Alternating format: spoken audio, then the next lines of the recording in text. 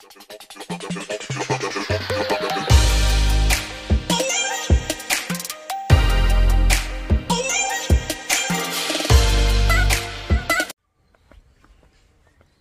naglakad ang lola niya. Bibili ako sa sa grocery ng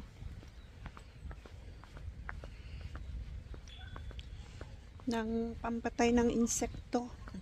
Baygon.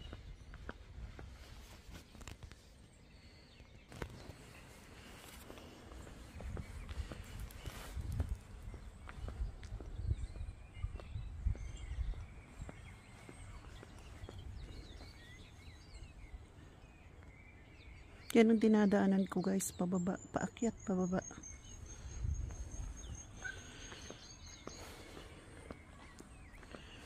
Pababa ng pababa. Ang ganda nito. Ang ganda ng kulay.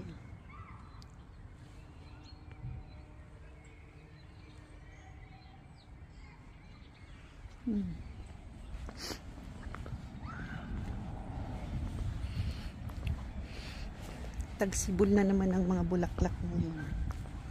Kasi pa-summer na. Spring na, pa-summer na.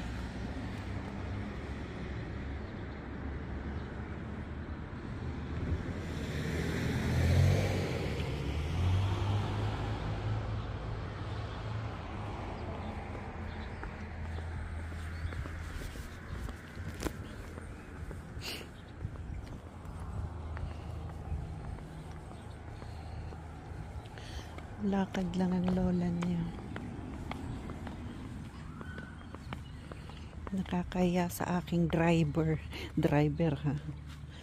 Iistorbohin ko pa kadarating lang galing work. Dami rin bulaklak na ligaw dito sa damuhan. Tingnan niyo guys, so ang ganda niya.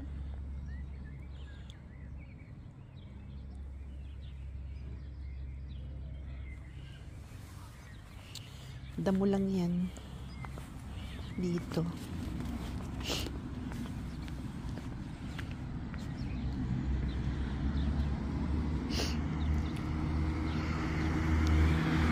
Basa. Dami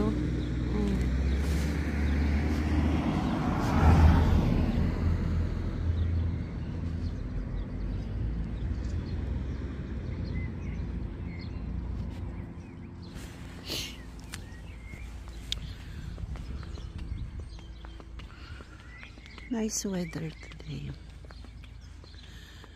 Nakaka-amaze ang weather. Sana hanggang bukas for the whole week mainit para hindi sagabal saan papunta work.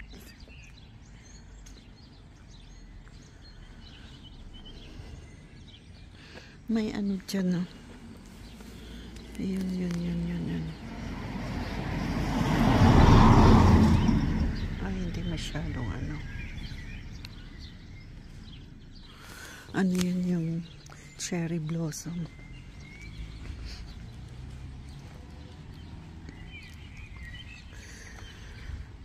Parang Pilipinas din dito guys. Tingnan nyo yung daanan. Ang nakakaiba lang, malamig at tahimik dito.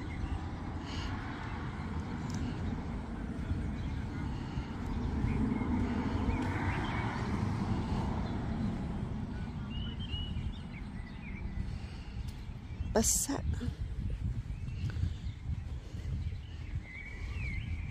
Dahil pa yan sa ulan nung kahapon.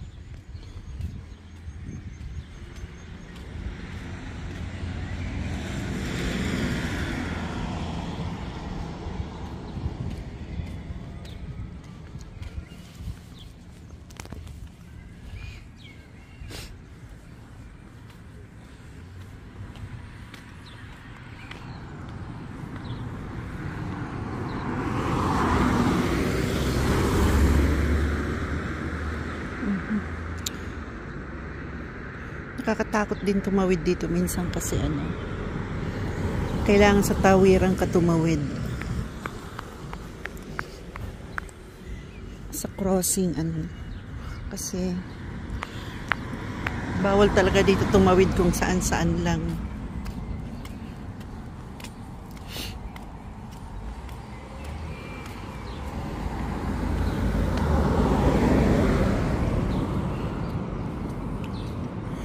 Bibili kasi ako guys ng ano, yung spray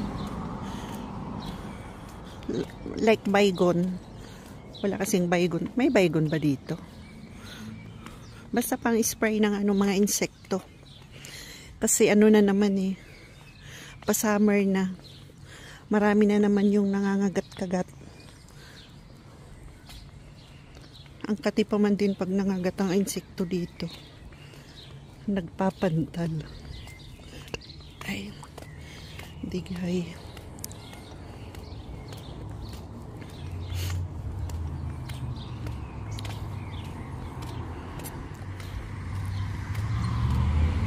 Hay buhay. Buhay New Zealand. Hindi naman ako forever titira dito kahit citizen na ako. Hindi ako titira dito talaga. Uuwi pa rin ako. Uuwi. Tapos balik uli dito. Kasi kailangan bumalik dito pag ano ka na, pag senior ka na, para may matanggap kang ano, pensyon.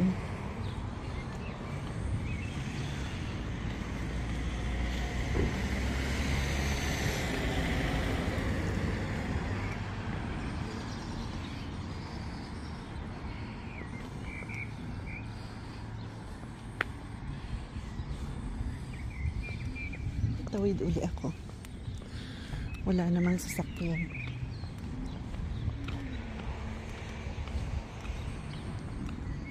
May trauma na ako sa patawid-tawid ng ano eh. Kasi nasagasaan na ako dati sa Pinas. Naiko po. Takot ako sa aso. May aso. Buti na lang nakakulong.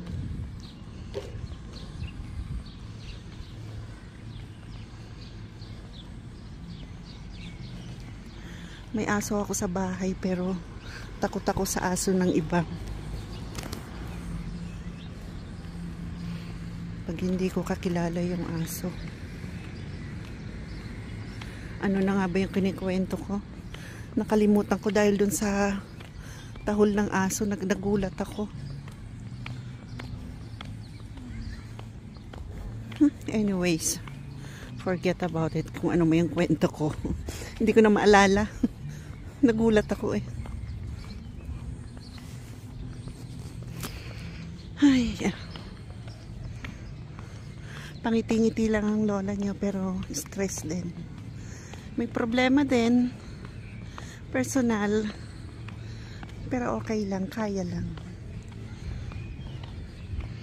Para sa dollar.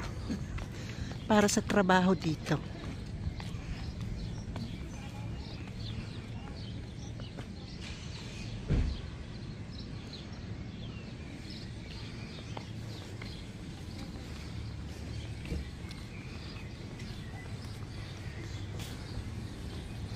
Tiis-tiis lang hanggat makuha yung goal sa life, makuha yung pangarap sa buhay.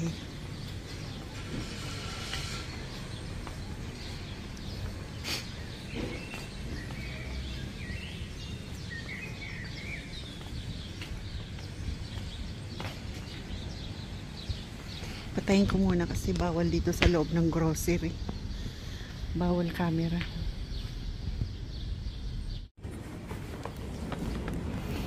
Ouch. Ay, muntik na malaglag. Ito na guys, tapos na ako bumili. Uwian na. Lakad uli.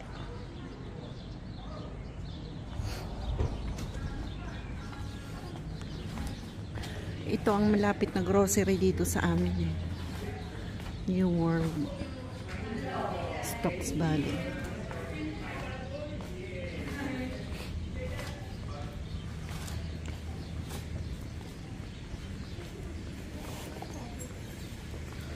Tapos tumaya ako ng loto, guys. Ang laki ng pot money eh. Sana manalo ako.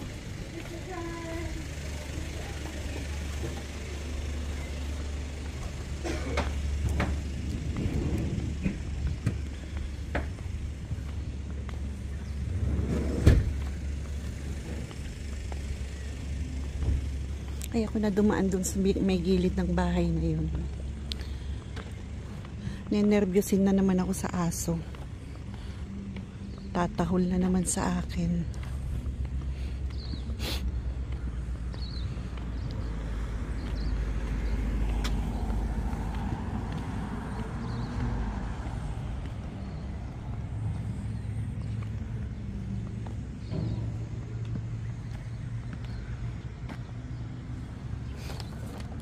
Nakakangawit ah.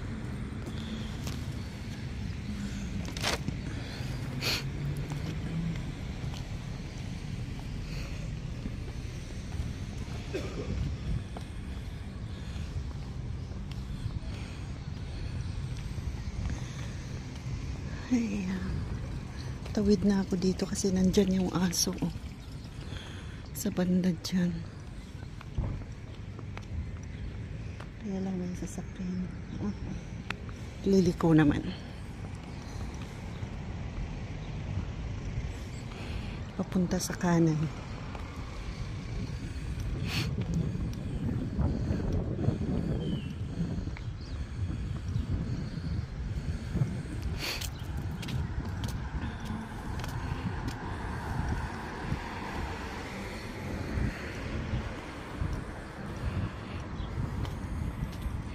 Nako, nakatapat sa araw.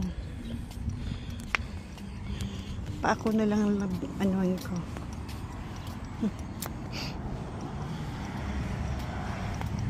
Videohan ko na lang yung pa ako.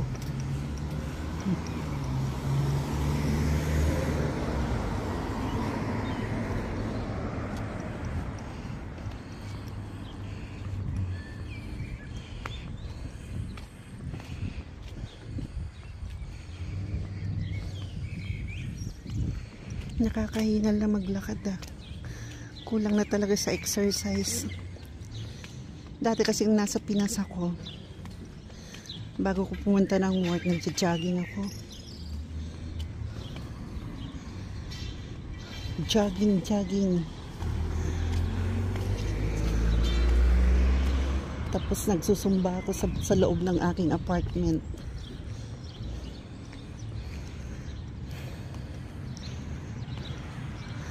Dito hindi pwede eh.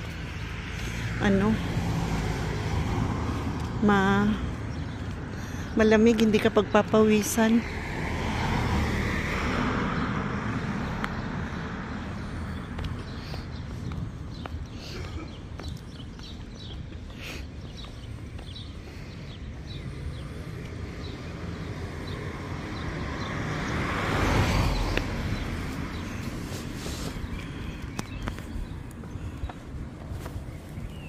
Pag nag-jogging ka dito, useless din. Hindi pagpapawisan sa lamig ng hangin.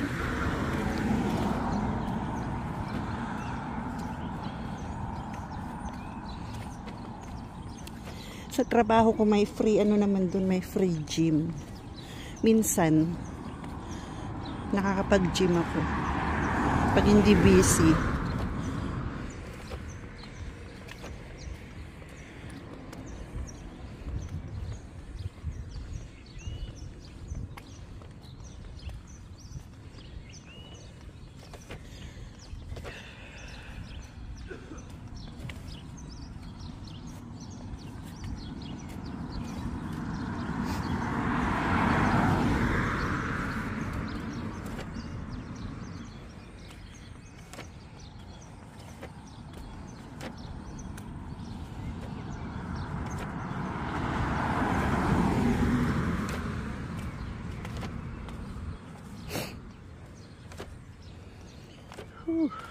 Pagod.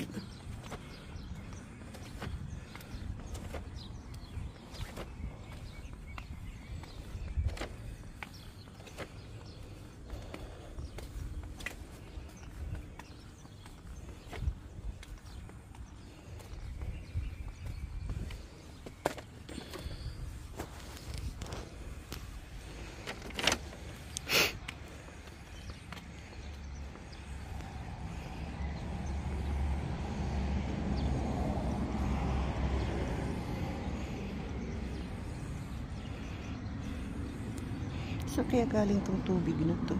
Dapat tuyo na dito eh. Galing siguro to dyan sa buhay sa ano, bundok. Pababa.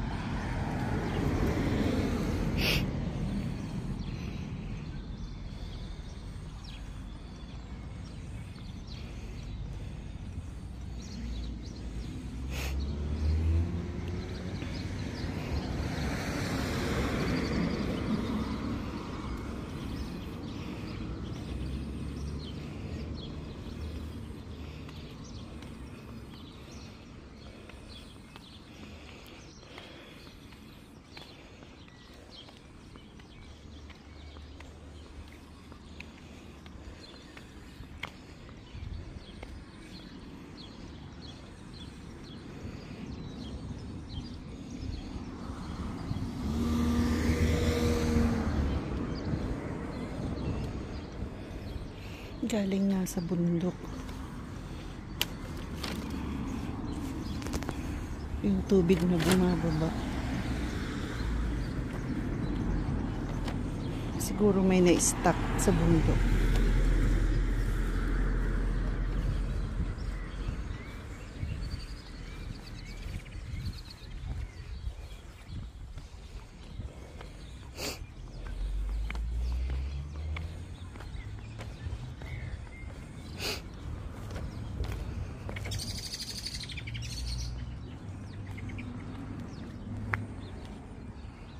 Ganda nung ano gumamela oh.